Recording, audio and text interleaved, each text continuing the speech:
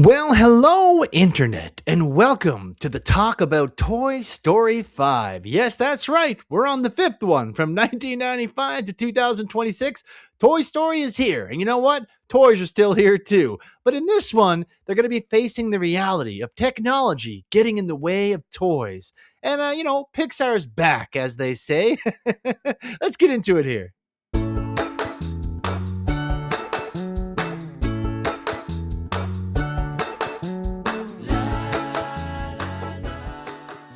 And one thing to add, the big thing about Toy Story 5 is that, it's going to make all the money. No matter what I say or anyone else says or whatever they think about it, everyone's going to go see this movie. It's Toy Story 5. We're in the money.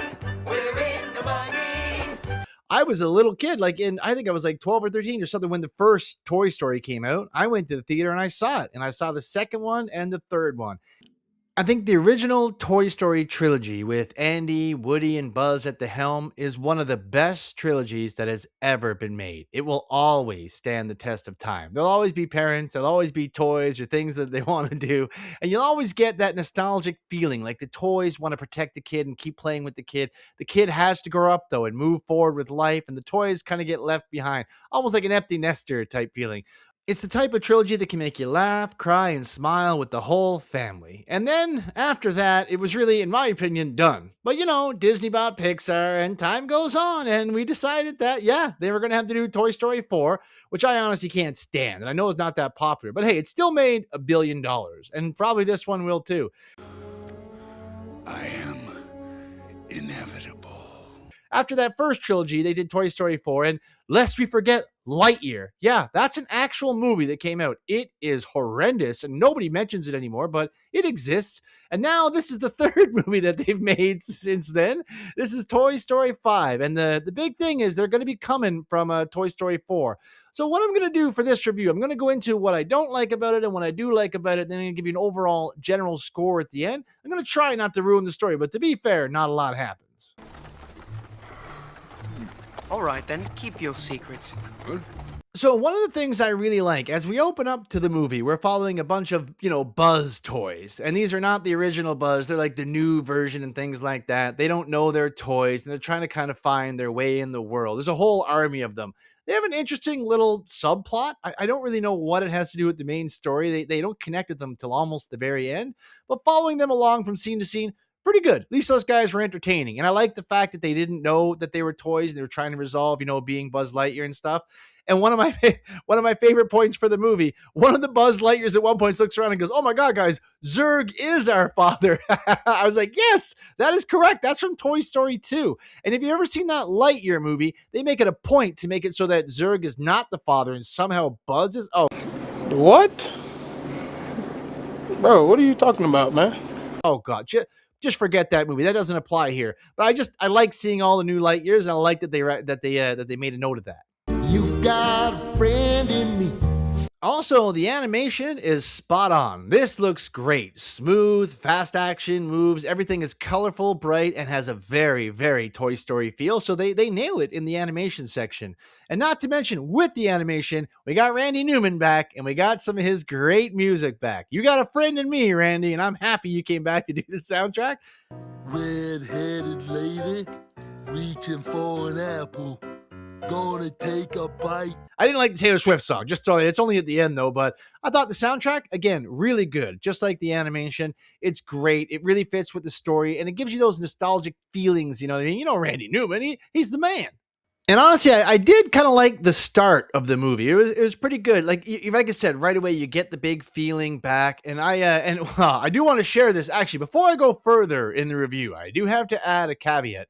I shouldn't have done this, but before I watched this movie, I watched every single Toy Story movie. And I have kids, so I've watched like the Toys of Terror, Land of Time Forgot. I watch all the Toy Story stuff, so I am horrendously versed. I am deep in the lore. I've seen all the Forky shorts. I've seen it all. I know everything. I know all about Bo Peep, where she went from Toy Story 2 to 4. I know it all, and I mean, I'm very versed in the lore. I just wanted to say that because I did watch it right before this one came out, and I do think it sort of affected my opinion.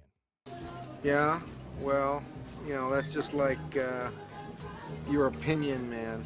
And again, I like the start of the movie. I like where they come in on Bonnie and she's playing with all the old toys and things like that. But like I said, some of the changes come in really quick and hard. One of the other things I really did like about this was the introduction of Lily the iPad. So as we open up, Bonnie's playing with her toys. And it turns out a lot of kids don't play with toys now, just Bonnie and not that many else. Everyone is sucked in by technology, lily pads and their phones and everything. So they're not playing with toys, they're not building their imagination. But Bonnie still is. And it's funny because she's playing with these toys, and a lot of them are like from the 50s and stuff. They're really trying to give you that, this is an old fashioned way to be. So I tied an onion to my belt, which was the style at the time. Now, to take the ferry cost a nickel, and in those days, nickels had pictures of bumblebees on them. Give me 5 bees for a quarter, you'd say. In the sense of the toys, so Woody is gone. He's not there. He's actually gone with Bo Peep. Buzz is now, I don't know. I didn't really like, he's Jesse's deputy. What? And it's Sheriff Jesse with the badge. Okay, you're not Woody. I just watched Toy Story 2. I know your character. You're afraid of the dark and you hid in the corner when they locked you in a box and crawled into a ball. You're not the leader. She doesn't even like being alone. Anyways, so she's the new sheriff, the new leader, and Bullseye is apparently her horse now. Brutal. Like I said, I just watched Toy Story 2. You want me to tell you Bullseye's entire intro in the TV show and the character? Hey, there's Bullseye. He's Woody's horse. Bullseye, he's Woody's horse. Hey, Martin. Done. That's it. That's who Bullseye is. I like seeing him back, but I don't know. He didn't feel like him. And the way they've changed Bonnie too, because I know the director in 2019 when they did part 4 said they're basing how Bonnie plays more on his kid or whatever, but the old ones, Bonnie put herself in the story. Like she would be having the tea parties and doing whatever. But in this one, she played more like Andy. I mean, either way, it was still good. And honestly, I love seeing all the toys back and I love seeing all the play.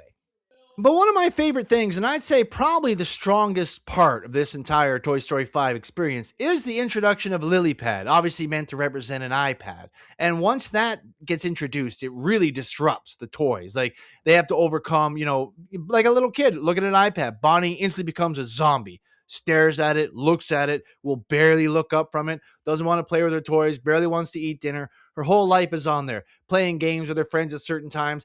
And the LilyPad seems to support her. Like, oh, here's how you make friends. Here's how we find this. And the toys are horrified. And the way they do it, and I will say, there is a lot more human interaction in this one than they do in all the other Toy Stories. I don't know why. There's a lot more of it in this one. So we do get a lot more with Bonnie trying to make friends and things like that. And I kind of gotta say, I really sort of hated that part. Like at one point, she's outside with her toys, and there's these kids across the road, and she says hi to them, and they laugh at her and leave. And they're like, she's like, Mom, I can't make any friends. Wah wah. Oh, hey, Bonnie. Whoa, you have got to check this out. Come on. Oh, okay. What the hell, people? Watch your own shit. If you go to watch like Toy Story: The Land of Time Forgot, why does she have a friend at Christmas that she goes to visit? They have so much fun. She's like, oh, see you next Tuesday. Yeah, around 3:30. That's great. Like, Bonnie has friends. Why did you guys make her a loser and a loner? Not cool, man. Not cool. Not cool, man. Not cool. I did also like that they brought back Forky and he got married to his, like, the sport girl or whatever they made the other one. So, I mean, a lot of that was fun. And like I said, I got to be honest, though, not a lot of the jokes really landed for me. I felt like there was a lot of callbacks and nostalgia kind of lines, but I didn't find it really funny. It wasn't like, I don't know. I was watching with a nice group too, but I didn't hear a lot of laughter anywhere. Not that it was bad, but it was just, it felt like one of those plots where there's a lot of talking and not a lot happening. But yeah, those are some of the things I found to be really kind of like positive about the movie. But I want to get in now to some of the things I find like negative. You know what I mean? That I didn't like about the movie. Okay.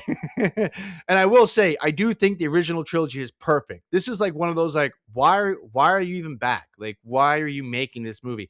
What's the point? Like when you watch the plot, there's no big driving force. It's just, like money, I guess. I don't know.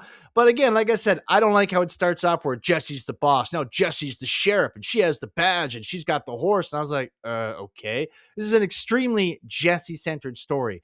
And Buzz comes off, he acts like a woman half the movie. I can't wait to tell Jessie my feelings. I want to propose to her. At one point, he's like, Woody, I'd like you to be my best man. When they finally do like kiss later on, like Buzz lifts his leg like he's the girl.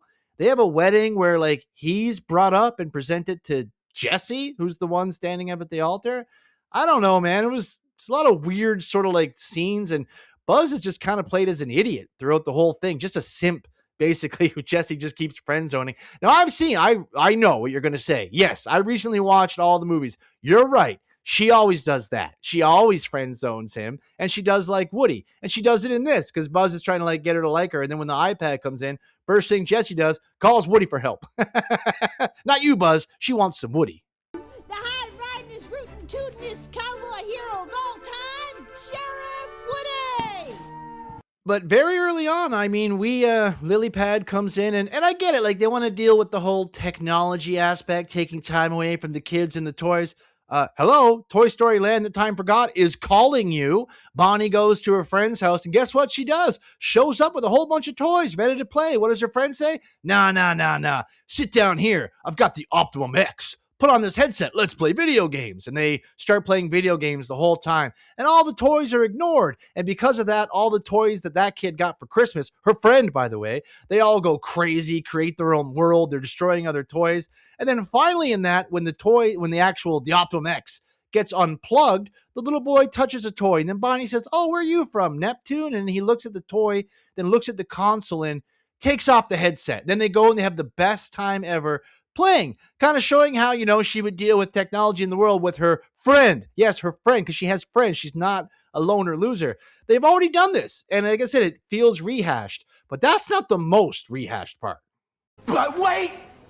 There's more! If you've seen Toy Story 2, you already know that Jessie had a kid, a little girl named Emily. And we go through the whole story about what happened and how she lived on the farmhouse and how they got separated and she had to move on and how sad she was being in the dark. And then she got picked up by the Al's Toy Barn guy and she's in the dark for so long. She wanted to go to the museum and we've already done it all. We did the whole thing. It was fine. It was very emotional and touching. And Jessie gets over it by the end and she comes forward and she's a better character in 3 and 4. Well, why don't we just throw that back in the pan?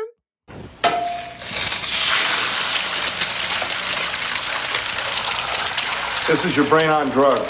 They literally have her come up and show like Emily on the back of her leg. And then we end up I don't even know why. We end up going to this farmhouse. And of course, Emily's family's not there. And she doesn't, I thought maybe we'll have Emily's kids or something like that. Nope. Just a random different family with a girl named Blaze who they kind of meet and try to make friends with Bonnie later because Bonnie has no friends. Nobody wants to play with me! But it's like the weirdest rehash of a story. Then there's something buried under the tree for young Jessie, and she goes and digs it up, but I was never here. And it was actually turns out that her old little girl, Emily, had a daughter named Jessie. I guess they've all moved on. Would have been cool. You would have had them there at the ranch house so she could have seen the kids or whatever, but you know what? Screw that. Why not? And honestly, where is the old gang? Slinky Dog's not in here doing no tricks. You barely get Rex. A few mentions here and there like, oh no, not extinction again when they're getting put back in the box. Potato Head and Mrs. Potato Head, nothing. Like pretty much nothing. And she had like a big part, Mrs. Potato Head, with her eye in part 3 because they thought Andy was throwing them out and stuff like that. Potato Head always is funny with cool one-liners and things. RC car, not even there. Just a complete, like, I don't even think I saw that RC car at all. Everybody's gone, and I don't understand. They are there. And what about Trixie, the dinosaur? I loved her a lot. She's a lot of fun. She was an interesting new character. Hello, I'm Trixie. Hi, Trixie. I hear you love the internet. Ooh, copy that. And the doll that used to be the leader of Bonnie's house. Where the heck are all these people? They're just all gone? Like, no one exists anymore? Like, what the hell, man?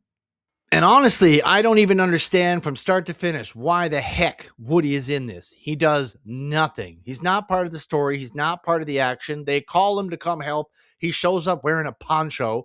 Him and Buzz walk off to find and support Jessie. Because at one point in this movie, Jessie just says, screw it, I quit. I'm just going to go sit under a tree. I don't want to do nothing. Great, you're an awesome hero. So thank you so much for all your help, Jessie. But then they show up with a bunch of horses to motivate her to go back and I don't even know to do what. Defeat Lily Pad, who's like making Bonnie's life worse because staring at a screen and Facebook and chats all day isn't good for you. Perfect. I mean, I agree with the message. I love the message, but holy God, everything else around it is brutal. And when he just like leaves at the end, having done nothing, affected nothing, we see Bo Peep for a minute, but I guess she doesn't want to get involved. Don't blame you, Bo. Don't blame you. No, Don't like that. And honestly, other than ripping on Buzz and Woody and making fun of them or whatever, there's not a lot of jokes. Just not a lot of, honestly, there's a lot of talking. So much talking in this. There's not a lot of little fun toy things. There's some here and there. Like they could have went back to Pizza Planet or something. They could have had some throw-ins. They're not that far. Like Bonnie doesn't live that far from where Andy used to live. Oh, I did also want to mention too, with all the old toys, you know what they do? They actually take them all, put them in a box, and lock them in the garage. You know, like your biggest fear being locked in a box in the dark with no exit in the attic or something? Well, they just do that to the toys for like half the movie and just throw them in there. Brutal. And they even bring it up to Jessie at one point because she meets some new toys. And they're like, you don't be left in the dark, do you? She's like, oh God, no. While your friends are left in the dark as you're gallivanting around. Well, you know, I thought that was weird. Honestly, you could have had Andy come back maybe with his kids and I don't know. There's a bunch they could have done, but it didn't. A lot of it does not happen here for me. I didn't like the whole ranch storyline. And honestly, it just felt like the characters were getting dragged through the plot. Like Bonnie didn't, Bonnie wasn't like doing anything to cause a bunch of these things to happen. Like Jessie didn't, go to the farmhouse even on purpose. She just gets taken there by someone who sees her tag and stuff. And Bonnie pretty much with the lily pad works it out herself by the end. Like the lily pad pretty much realizes she sucks and stuff. So I don't know. It didn't hit it for me. It was too bad. I think again, I will, as I mentioned before I started talking about this, I think watching Toy Story 1, 2, and 3 really affected me. I loved Andy's story. I loved all those toys. Not only do I have nostalgia for them, I'm very attached to that storyline. And this one just goes away from it so hard. I almost expect them to just get rid of Woody and Buzz by the end of it. If they do another movie, they will. They will. Because you can tell they're trying to get away from them now. But like, why not Trixie and Potato Head and all the... I know a lot of toys are out of date and whatever, but we're watching Toy Story, man. And I feel like they only included Buzz and Woody because they're afraid we'd revolt and not go see it without them in it.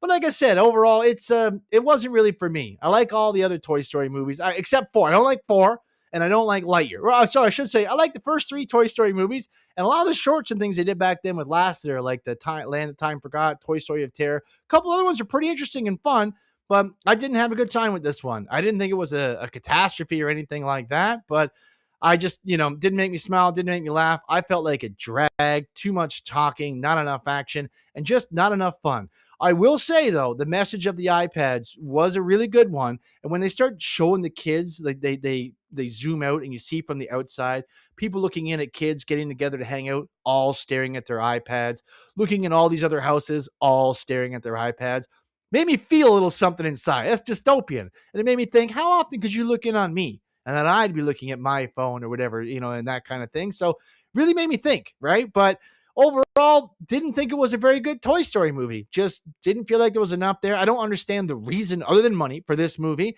The whole story didn't feel necessary at all. And it just felt like they wanted to have Jessie go on another adventure and just sort of relive her past. And they almost tried to do, like they did a little bit, tried to do a Woody and Buzz dynamic with Jessie and Lilypad. She's the old school. The new Lilypad technology, or Buzz is coming in and they're trying to hold the attention of the kid, right? But I don't know, just kind of fell flat for me. I liked the message, but I didn't really like the delivery and the overall story. So unfortunately, overall, I'm going to be giving Toy Story 5 a 5 out of 10 on the Atometer. I like the message and the animation, music, and a few other things, but man, a lot of it falls flat and falls short for me, and I don't want to move on from my old toys. I like them.